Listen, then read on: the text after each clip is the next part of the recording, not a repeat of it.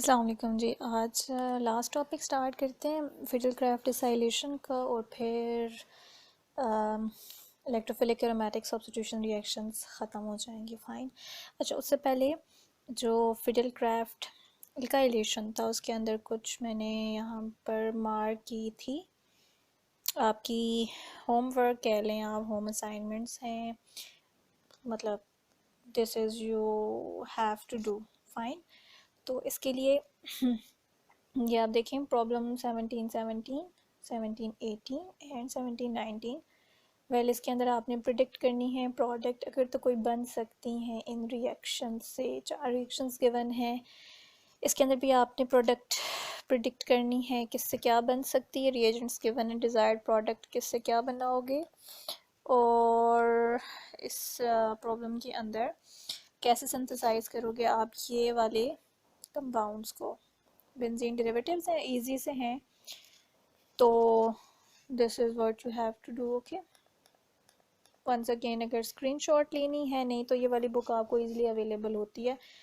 अब आपको डाउनलोड करनी आनी चाहिए बुक्स, तो उसको देख लें। अच्छा, इस वीडियो के फॉर श्योर एंड पे मैं आपको वो साइट ज़रूर बता दूँगी जहाँ जिससे डाउनलोड आप इजीली कर पाओगे, क्योंकि हर दफ़ा मैं बुक्स मुझे नहीं याद रहती हैं भेजनी, तो आप खुद डाउनलोड कर लो। अच्छा, एनीवे, अब देखें फिर क्राफ्ट एसाइलेशन का क्या रिएक्शन होता है। हम लोगों ने लास्ट टाइम अल्काइलेशन को डिस्कस किया था ना, उसके कुछ ना कुछ लिमिटेशंस भी थी। लाइक उसके अंदर सबसे बड़ी लिमिटेशन ये थी कि प्रोडक्ट ज़्यादा एक्टिवेट हो जाता है, मल्टीपल अल्काइलेशन हो सकती हैं। दूसरा आपने कहा था कि जो कैटाइन फॉर्मेशन होती है उसके अंदर रीअरेंजमेंट के चांसेस बहुत होते हैं। तो व्हाट यू आर एक्सपेक्टिंग, उस प्रोडक्ट के अलावा आपको साइड प्रोडक्ट्स मिलती हैं एज अ मेजर प्रोडक्ट। तो इसका जो हल है वो फिडल क्राफ्ट्स ने ही दिया था। उसने स्लाइटली कंडीशंस को, स्लाइटली रिएजेंट्स को चेंज करके एक और तरह का रिएक्शन डेवलप किया जिसको हम लोग सेल्फ एसाइलेशन कहते हैं। बट यू नो दैट जो असाइल ग्रुप होता है ये हम देन ईज़िली कन्वर्ट कर सकते हैं इसको रिड्यूस करके अल्काइल ग्रुप के अंदर। तो मतलब कि फर्स्ट एसाइलेशन करवा लो 100%, जब सारे स्टार्टिंग मटेरियल कंज्यूम हो जाए तो फिर जो आपकी प्रोडक्ट जनरेट होके आएगी उस स्टेज पे फिर आप उसको फाइनली कन्वर्ट कर दो अल्काइल ग्रुप के अंदर बाय रिड्यूसिंग दैट ग्रुप। तो असाइल ग्रुप क्या होता है, जब कोई कार्बोनिल ग्रुप किसी अल्काइल ग्रुप के साथ अटैच हो जाता है तो हम इस पार्ट को कहते हैं this has become your acyl part. Acyl को वैसे नाम कैसे दिया जाता है, जो कि अल्केन्स का ई होता है एंड में, हम उसको ड्रॉप कर देते हैं और उसकी जगह हम लोग ओ वाई एल ऑयल लगा देते हैं सफिक्स की फॉर्म में। एग्जांपल, अगर तो ये कार्बोनिल पार्ट डायरेक्टली किसी एच के साथ अटैच्ड है, मतलब there is no R group, तो इट्सेल्फ ये एक कार्बन है, तो हम इस एक कार्बन के लिए वर्ड यूज़ करते हैं मीथेन। तो इस केस में हो जाएगा मेथनॉइल। फाइन। और वैसे जो कॉमनली इसको कहा जाता है वो फॉर्माइल पार्ट होता है। ज़्यादा आप मेथनॉइल से ज़्यादा फॉर्माइल ही सुनोगे, ज़्यादा कॉमनली यूज्ड होते हैं। इसी तरह से अगर यहाँ पर एक CH3 अटैच्ड है डायरेक्टली विद कार्बोनिल तो इस पार्ट को हम लोग कॉमनली कहते हैं एसिटाइल। और ये स्पेसिफिक एसिटाइल इसी के लिए यूज़ होगा जब ये CH3 के साथ अटैच्ड होता है कार्बोनिल पार्ट। लेकिन अगर हम लोग आयोपेक सिस्टम के अंदर देखें तो it would become ethanoyl. Fine, ethane का ई ड्रॉप होके OYL लग गया है। देन अगर इसी तरह से ये दो कार्बन्स के साथ अटैच हो तो इट्स सेल्फ सिस्टम में अब 3 कार्बन्स हो चुके हैं, तो प्रोपेनॉइल। और अगर कॉमनली देखें तो प्रोपियोनाइल। फाइन। और इस पार्ट को बेंजोइल पार्ट कहते हैं। बेंजीन के साथ जो नेक्स्ट कार्बोनिल पोजीशन होती है इसको वैसे भी हम लोग बेंजिल पोजीशन कहते हैं, ये बेंजोइल है। फाइन। ये तो वैसे है, इसको थोड़ा सा नॉमेनक्लेचर को टच उन्होंने किया है। एंड एसाइल क्लोराइड्स ज़्यादातर यूज़ होते हैं एसाइलेशन के लिए। ठीक है, इसके अलावा भी कार्बोक्सिलिक भी हम यूज़ कर सकते हैं रिएजेंट, और आप यूज़ कर सकते हो एनहाइड्राइड्स को भी। ठीक है, तो क्योंकि उस इन सब के अंदर अगर आप चाहे कार्बोक्सिलिक, चाहे एसाइल क्लोराइड्स या चाहे एसिड एनहाइड्राइड्स को कंसिडर करो तो ये वाला पार्ट तो इंटैक्ट रहता है। ये वाला जो उसका दूसरे एंड पे कोई भी ग्रुप अटैच्ड है ये ऐसा अच्छा लिविंग ग्रुप होना चाहिए जो लीव आउट हो जाए, ताकि हम लोगों के पास रिएक्शन हो सके। लेकिन वैसे ज़्यादातर जो एसाइलेशन के लिए यूज़ किया जाता है वो असाइल क्लोराइड ही होता है। तो वेल, असाइल क्लोराइड बनते कैसे हैं?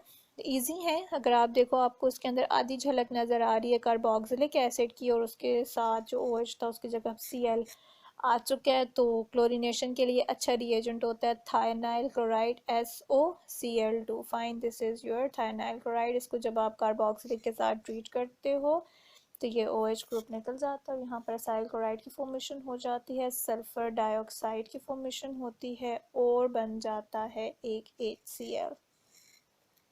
फाइन।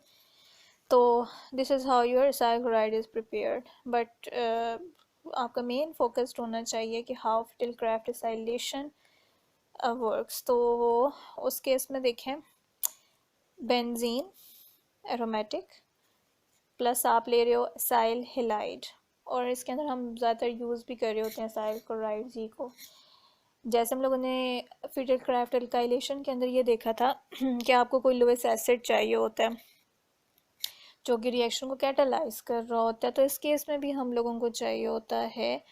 और जो रिएजेंट असाइल क्लोराइड है, इसको असाइल बेंजीन या फिनोन बन जाता है, अल्काइल बेंजीन नहीं बनता। क्योंकि अल्काइल के लिए मैंने आपको पहले भी बताया था कि पहले असाइल जनरेट होगा, फिर आप उसको अल्काइल के अंदर कन्वर्ट करना चाहो तो कर सकते हो।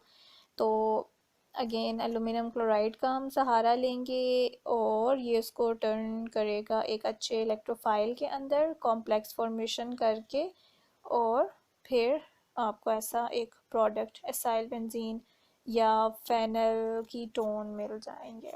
फाइन, साथ में HCl बनेगा। अब देख लेते हैं इसका डायरेक्टली मैकेनिज्म कैसा होता है। तो ये देखें, ये जो एसिलियम आयन पहले जनरेट हुआ है, ये कैसे जनरेट हुआ है? अगर यहाँ पर इन्होंने बताया हुआ हो एसिलियम आयन की फॉर्मेशन बताई हुई है, यस ये है।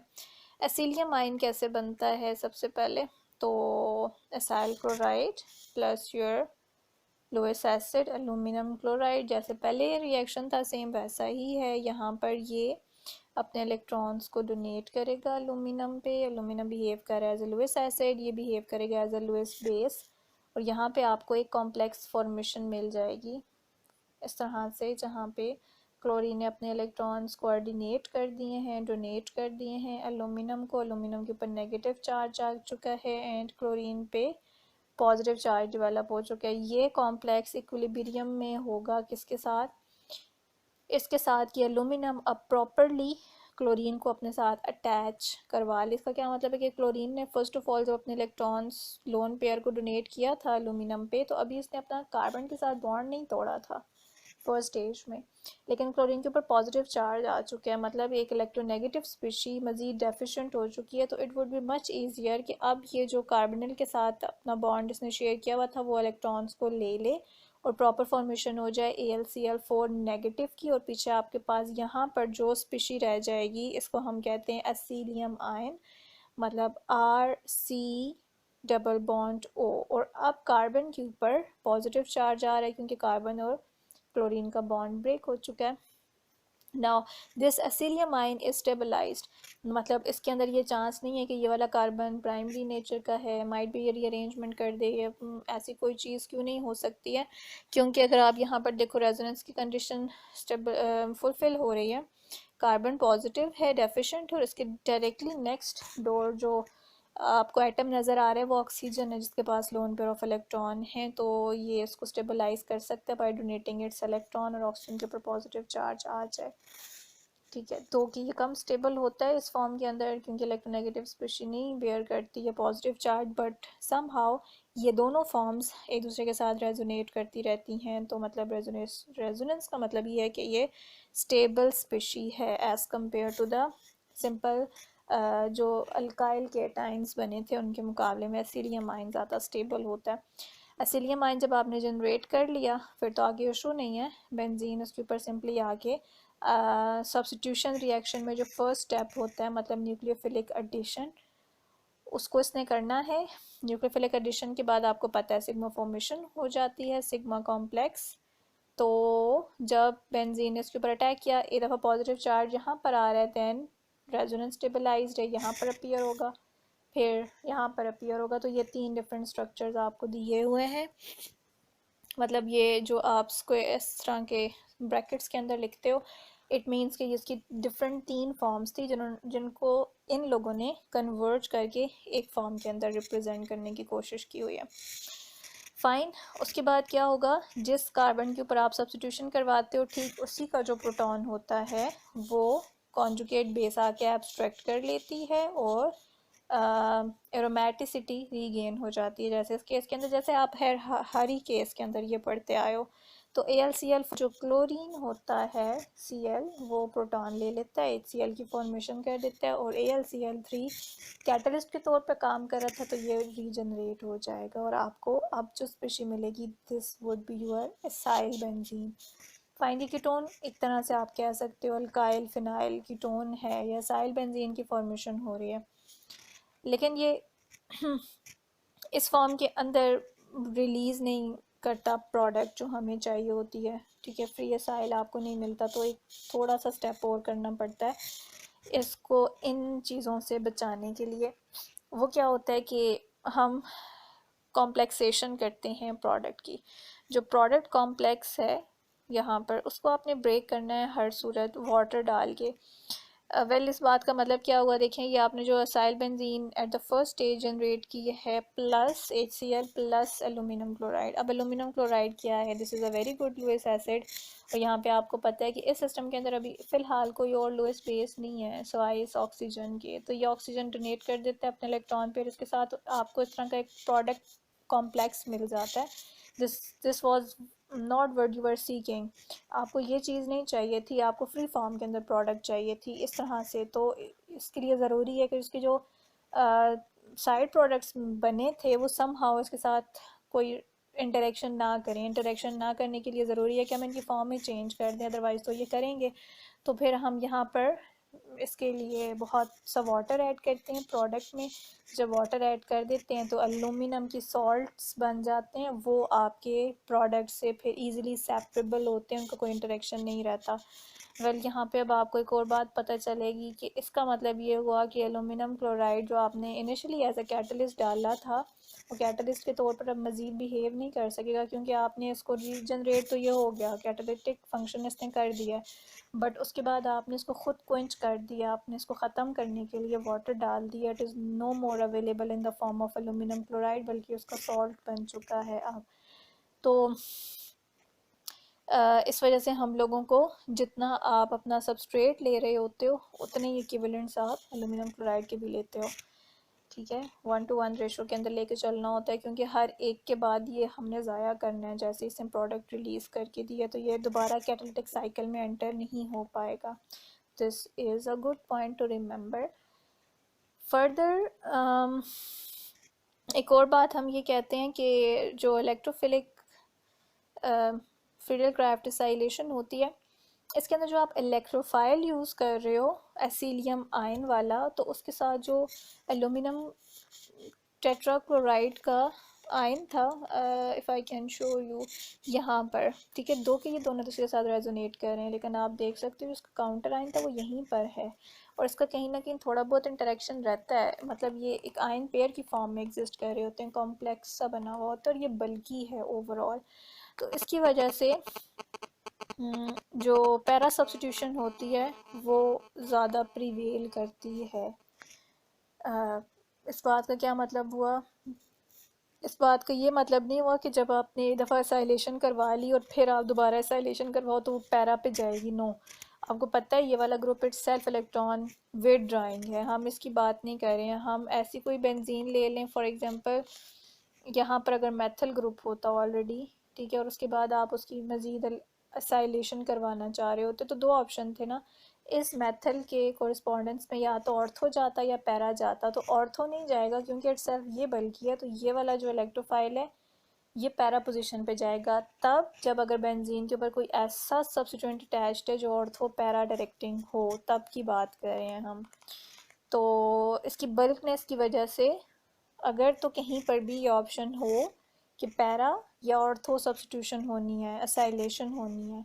तो ये जो आप असाइल क्लोराइड यूज़ कर रहे हो उसका एसिलियम आयन प्रेफर करता है पैरा पोजीशन पे।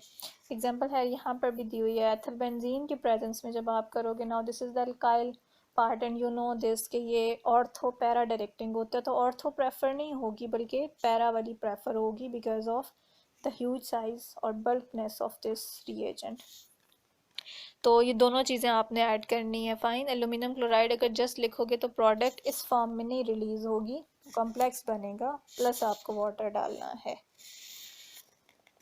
तो ये इसकी पहली एक तरह से कह लो एडवांटेज है या लिमिटेशन है। अगर तो आपको पैरा ही प्रोडक्ट चाहिए तो एडवांटेज हुआ, और अगर ऑर्थो चाहिए थी और ये मिल गया then this is your limitation.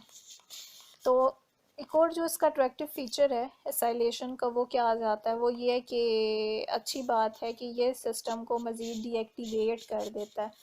जब एक दफ़ा आप प्लेन बेंजीन ले रहे हो, बेंजीन के बाद आपने इसकी एसाइलेशन करवा दी है, तो एसाइलेटेड बेंजीन अब जो जनरेट होके आई है तो इसके अंदर अब ये चांस नहीं है कि मल्टीपल एसाइलेशन हो। You are getting my point. What I am saying कि जब हम लोगों ने बेंजीन की अल्काइलेशन करवाई थी और एक प्रोडक्ट रिलीज़ करवाया था, उस केस में हमने कहा था कि प्रोडक्ट अब ज़्यादा रिएक्टिव हो गया है, तो ये ही मज़ीद रिएक्शन करता जाएगा और एक के बाद दूसरी पोजीशन पे भी अल्काइलेशन होगी और रिएक्टेंट सादा पीछे मारा जाएगा। फाइन, याद आ रहा है। इस केस में हम ये कह रहे हैं कि जब बेंजीन एक दफ़ा प्रोडक्ट रिलीज़ करके साइलेटेड प्रोडक्ट रिलीज़ कर देगा तो इसकी रिएक्टिविटी कम है। क्यों? क्योंकि ये इलेक्ट्रॉन विदड्रॉइंग है, इसकी रिएक्टिविटी को कम कर देगा। तो जब कम कर देगा इसका मतलब है कि इसकी ज़्यादा है। तो अब मज़ीद आपको एक मॉलिक्यूल ने ये दिया, फिर इसी का रिएक्शन होगा, दूसरा भी जनरेट होगा, तीसरा भी, तो आपको सारे के सारी प्रोडक्ट एसाइलेशन में मिलेगी, कोई मल्टीपल एसाइलेशन नहीं होगी। This is it's advantage. एक और इसका एडवांटेज ये है कि एसिलियम आयन होता है रेजोनेंस स्टेबलाइज्ड। फाइन, तो कोई रीअरेंजमेंट नहीं होगी। आप जिस किस्म का भी यूज़ करना चाहो, कार्बोकैटाइन जिस तरह की प्रोडक्ट लेना चाहो, ये एज सच उसी फॉर्म में उसको रिलीज़ करके देगा। इसके अंदर कोई इंटरनल रीअरेंजमेंट्स नहीं होनी है। जैसे उसमें आपने कहा था ना कि आप एन प्रोपिल बेंजीन को जनरेट करना चाह रहे हो, यहाँ पर प्रोपिल ग्रुप हो, 3 कार्बन हो, तो उसके चांसेस कम होते हैं क्योंकि उसके लिए आपको प्रोपिल हेलाइड यूज़ करना था, अल्काइल हेलाइड। तो उसके अंदर ये अरेंजमेंट हो रही थी प्राइमरी से सेकेंडरी, लेकिन इस केस के अंदर ऐसा कुछ नहीं होगा। क्यों? क्योंकि ये आपका जो एसिडियम, आपका जो इलेक्ट्रोफाइल जनरेट हो रहा है वो इटसेल्फ स्टेबलाइज्ड है। अल्काइलेशन एसाइलेशन में क्या क्या कंपैरिजन हो सकता है? अल्काइलेशन यूज़ नहीं होती स्ट्रॉन्गली डीएक्टिवेटेड डेरिवेटिव्स के लिए। सेम एसाइलेशन में भी ट्रू है।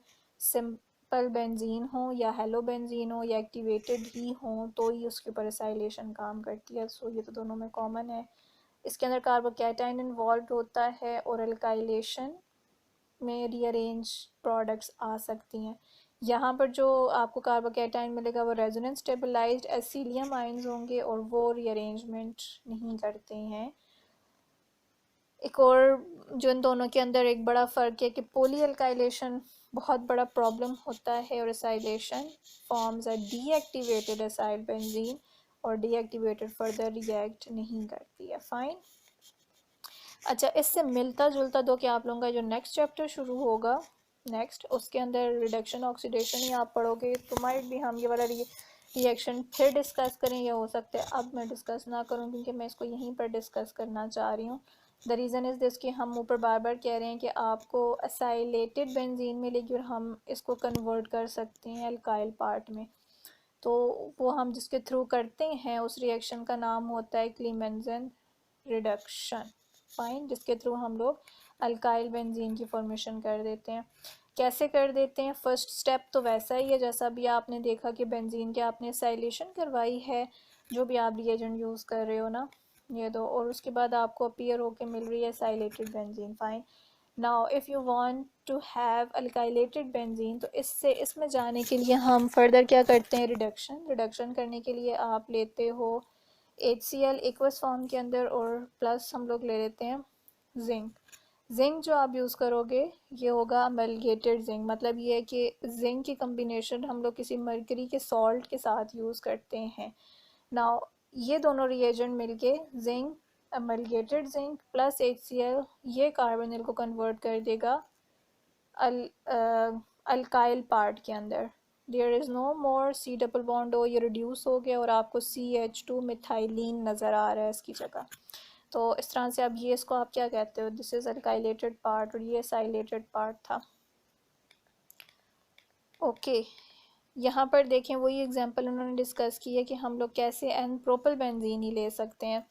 अगर आपको याद हो ये वाला रूट, अगर आप डायरेक्ट अल्काइलेशन से लाना चाह रहे हो तो आपको यहाँ पर मिलेगा एक कार्बन, कार्बन के एक तरफ भी CH3 दूसरी तरफ भी CH3, मतलब आइसोप्रोपिल बेंजीन मिलेगी। लेकिन अगर आपने हर सूरत एन प्रोपिल बेंजीन ही लेनी है तो फिर आपको इस क्लीमेंजन रिडक्शन का सहारा लेना पड़ेगा। क्लीमेंजन रिडक्शन के लिए पहले आपको असाइलेशन करवानी पड़ेगी, तो पहले FC असाइलेशन, देन असाइलेटेड प्रोडक्ट की आपने जिंक अमलगम HCl के साथ रिडक्शन करवा के एन प्रोपिल बेंजीन को अचीव कर लिया। ओके ये रिएजेंट की जो कंडीशन है ये सेम वैसी ही है, मतलब जो हम लोग ये पार्ट यूज़ करते हैं ना, ये इसका रिएजेंट हो गया, ये जिंक अमलगम एंड HCl। तो अगर आप किसी सिस्टम में ये यूज़ करो तो ये रिडक्शन का काम देता है इन शॉर्ट। तो अगर हम लोग नाइट्रो ग्रुप से अमीन बनाना चाहें तो भी रिडक्शन है, तो उसका मतलब है कि अगर किसी सिस्टम के अंदर ये पार्ट भी हो और यहाँ कहीं नाइट्रो भी अटैच्ड हो तो ये दोनों को ही रिड्यूस कर देगा। तो इस तरह से हम लोग क्या काम करते हैं कि डिफरेंट एरोमेटिक सब्स्टिट्यूशंस करवा सकते हैं बड़े मज़े से। किस तरह से, ये एग्जांपल देखें, आपके पास ये एक असाइल सिस्टम था और हम लोग इसमें क्या करवा रहे हैं, ये तो अल्काइल था ना, साइक्लोपेंटाइल पार्ट है इसके साथ अटैच्ड, लेकिन हम इस बेंजीन के साथ इसको रिएक्ट करवा रहे हैं ताकि हम एसाइलेशन करवा सकें। रिमेंबर अभी तक जो आप करवाते आ रहे हो वो यहाँ पर कोई ना कोई अल्काइल पार्ट था ओपन चेन में, अब यहाँ पर हमने साइक्लिक लिखी है, doesn't matter at all. Conditions आप देखें, अभी भी बेंजीन है, असाइल क्लोराइड है, एल्यूमिनियम क्लोराइड है, तो बेंजीन की हो जानी है एसाइलेशन। फाइन, ये पार्ट आपको मिल गया।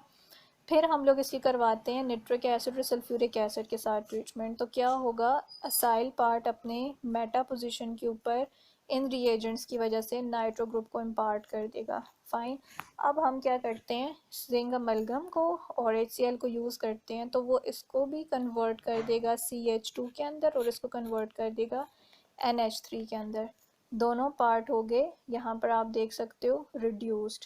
फाइन, लेकिन यहाँ पर अमोनियम का क्लोराइड बना है, मतलब अमोनियम सॉल्ट बना है, तो आपने सॉल्ट को ख़त्म करने के लिए कोई स्ट्रॉन्ग बेस यूज़ करोगे, वर्कअप जिसको हम लोग कहते हैं, तो वर्कअप के अंदर ये रिस्टोर हो जाएगा, H2O वाटर की फॉर्मेशन हो जाएगी, ठीक है, और यहाँ पे अमोनिया आपको रिस्टोर्ड फॉर्म के अंदर मिलेगा। ज़्यादातर हम लोग बेसिक वर्कअप करते हैं तो उसके अंदर थोड़ा बहुत एसिड फॉर्मेशन भी होती है और ये बेस होता है, तो मतलब क्विंच हो जाता है। अच्छा, गटरमैन कोस्ट फॉर्माइलेशन भी एक मिलता जुलता अल्काइलेशन तो है नहीं, एसाइलेशन से मिलता जुलता एक रिएक्शन है। अभी तो आपने देखा हम लोग एसाइलेशन करवा रहे हैं ना, लेकिन अगर हम लोग इस तरह से कीटोन्स ना बनाना चाह रहे हो, हम लोग कोई एल्डिहाइड बनाना चाह रहे हो, बेंजल्डिहाइड फॉर एग्जांपल, तो उसके लिए हमें क्या चाहिए होगा, जैसे अभी आपने ऊपर देखा असाइल हैलाइड यूज़ कर रहे थे, असाइल क्लोराइड, तो मतलब फॉर्माइलेशन रिएक्शंस के लिए फिर हम लोगों को कोई ना कोई फॉर्मिक एसिड चाहिए, फॉर्माइल ग्रुप चाहिए, राइट। लेकिन डिसएडवांटेज क्या होता है कि हम लोग डायरेक्टली फॉर्माइल ग्रुप को FC एसाइलेशन में यूज़ नहीं कर सकते हैं क्योंकि ये बहुत ज़्यादा अनस्टेबल होता है और हम इसको, ये जो फॉर्माइल क्लोराइड है, ना तो स्टोर रख सकते हैं बॉटल्स के अंदर, ना इसको इस तरह से यूज़ किया जा सकता है। इसका मतलब है कि आपने कोई ऐसा रिएक्शन बनाना है, ऐसा रिएक्शन प्रपोज करना है जिसके अंदर ये रिएक्शन के अंदर ही बने और फिर बनते ही यूज़ हो जाए। तो इस चीज़ को जनरेट किया था गटरमैन और कोश। गटरमैन आई थिंक सुपरवाइज़र था और कोश उसका स्टूडेंट था, तो इन दोनों ने मिल के एक रिएजेंट को डेवलप करवाया। इस रिएजेंट की कैसी कंडीशंस होती हैं, कैसे फॉर्माइल क्लोराइड जनरेट होता है सिस्टम के अंदर और उसका इलेक्ट्रोफाइल फॉर्म क्या होती है, तो फॉर्माइलेशन कंपेंट हो सकती है अगर हम लोग बहुत हाई प्रेशर यूज़ करें कार्बन मोनोऑक्साइड और HCl का, और साथ में हम लोग एक कैटलिस्ट यूज़ कर लेते हैं क्यूप्रस क्लोराइड और एल्यूमिनियम क्लोराइड, तो वो आपको जनरेट करके देता है फॉर्माइल कैटाइन। दोबारा देखें, कार्बन मोनोऑक्साइड और HCl ये दोनों के साथ अंडर हाई प्रेशर रिएक्ट करके फॉर्माइल क्लोराइड जनरेट करके दे देते हैं। फॉर्माइल क्लोराइड को फिर हम एक कैटलिस्ट के साथ, ये सब हम इन सिचु डालते हैं, तो आपको आप जो कैटलिस्ट यूज़ करते हैं वो एल्यूमिनियम क्लोराइड और क्यूप्रस क्लोराइड होता है। ये इस फॉर्माइल क्लोराइड को कन्वर्ट करता है फॉर्माइल कैटाइन के अंदर। अब ये जो कैटाइन है ये आप देखो इस आयन पेयर के साथ कॉम्प्लेक्स फॉर्म के अंदर है, तो ये एक्ट करेगा एज अ एक्टिव इलेक्ट्रोफाइल। ठीक है, तो आपकी क्या होगी फॉर्मली फॉर्माइलेशन हो जाएगी, और इस केस के अंदर बेंजीन यहाँ पर जाके अटैक कर रहा है, फाइन, सिंपल इलेक्ट्रोफाइल और आपको बेंजल्डिहाइड, और जो अगेन मैकेनिज्म माइंड में लाइएगा, इसका जो काउंटर आइन है वो वैसे ही जाके डिप्रोटोनेशन कॉज करेगा सारा कुछ, और आपको प्लस HCl की फॉर्मेशन मिल जाएगी। तो fine, this was all about electrophilic substitution reactions. Next क्या है वो न्यूक्लियोफिलिक एरोमेटिक सब्स्टिट्यूशन रिएक्शंस हैं, वो नेक्स्ट इंशाल्लाह डिस्कस करेंगे।